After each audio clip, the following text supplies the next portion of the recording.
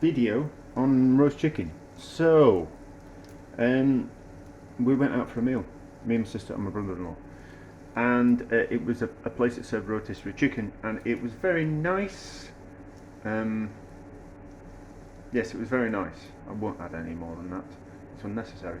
But I think we ordered a whole chicken, and it came already portioned on a plate, and instead of having to kind of like take it apart yourself, it was all portioned, and it was all kind of very good. And then underneath the chicken, kind of lots of juice and fat had dripped out, and it was kind of like really nice. This juicy fat that was underneath. And I just kind of thought this restaurant missed a trick, to be honest. I thought what they could have done was we could have had some bread to serve to kind of like soak up that chicken fat and juice. Would have been nice. And then I kind of thought at the same time as brother-in-law, what would have been really even better would have been if they'd have put underneath chicken would be a bit of grilled sourdough. So that sourdough would have then soaked up all the juice and all the fat and become even more delicious.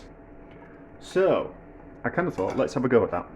But well, I've got questions that I kind of want answering, so we're going to do it in different ways. So while I was thinking about it, I was kind of thinking that the problem might be, as the chicken roasts, the bread might brown too much.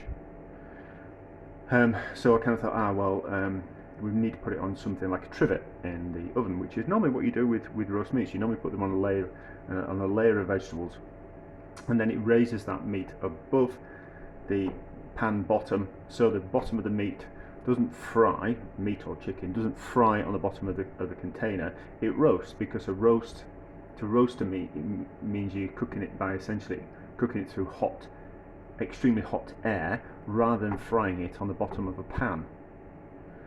So that's why we put things on the trivet. So I kind of thought, right, okay, so to kind of compensate for the bread browning too much, we'll put the bread on trivet. And then the bread, because you just put a slice of bread underneath the chicken, it's just going to become soggy, so I've cooked it beforehand.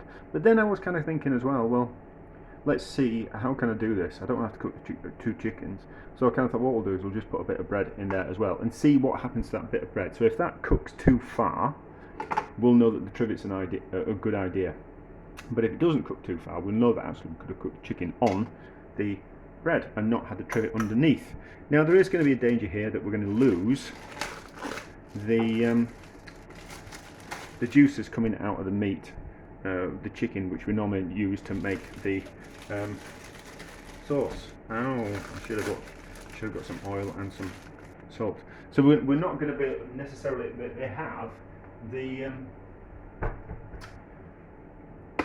meat juices to make a gravy afterwards, which I was like, but for the sake of an experiment, I can't really, There's what did Thomas Sewell say? There are no solutions, only compromises. Is it something like that? There is something along those lines. So there's kind of compromises in life. So salt in the chicken, and then because I want to answer the other question as well, if we could have if we wanted to then, we need to season in the inside.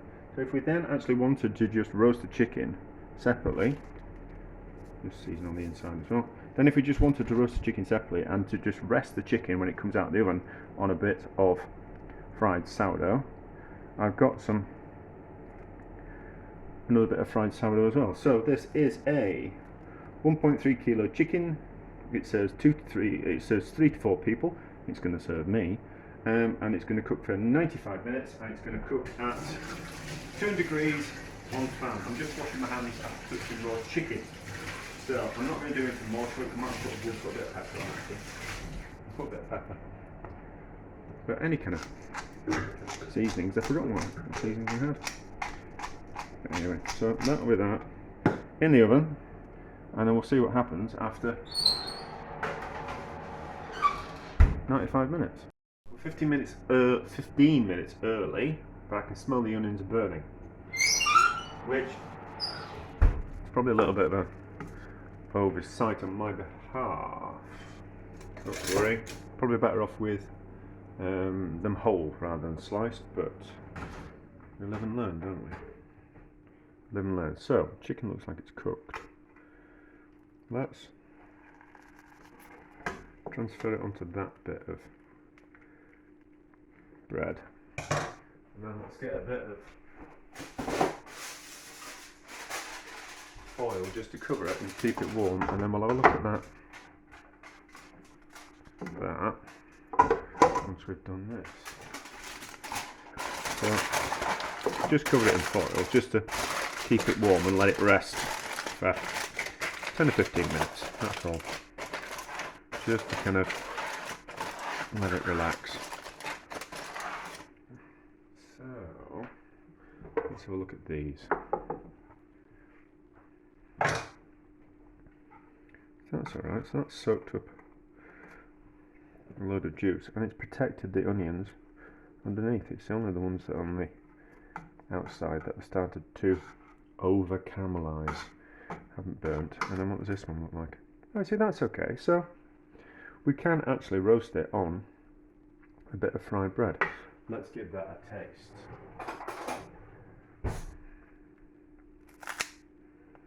Nice and crunchy. So it should have soaked up all those nice and fats and juices.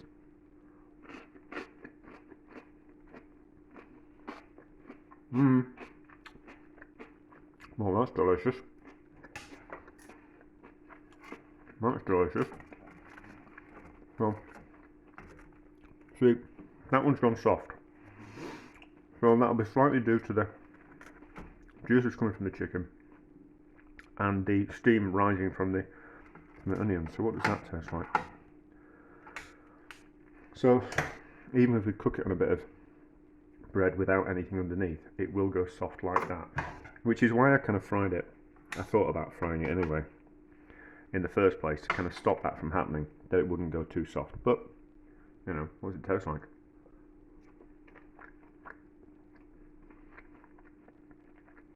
It's alright.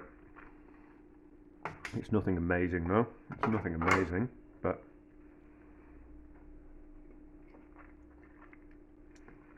well, that bit's a bit nicer. So it's alright, it kind of works. So actually, so we can use a bit of bread as a trivet underneath something and it won't caramelise. These are all caramelised far too much. But they taste alright. They taste alright. You know, like, I don't mind burnt onions on a hot dog.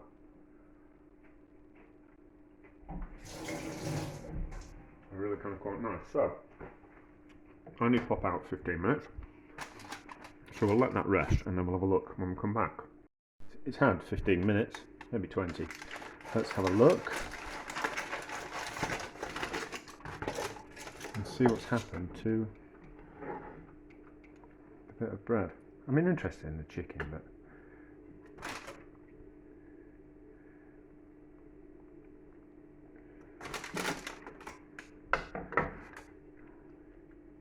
see, it's soaked up the juices. It's soaked up the juices. Let's give it a...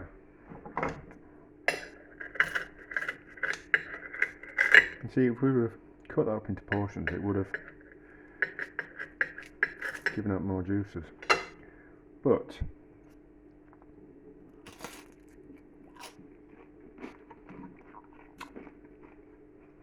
oh, delicious. So, if I was to have a restaurant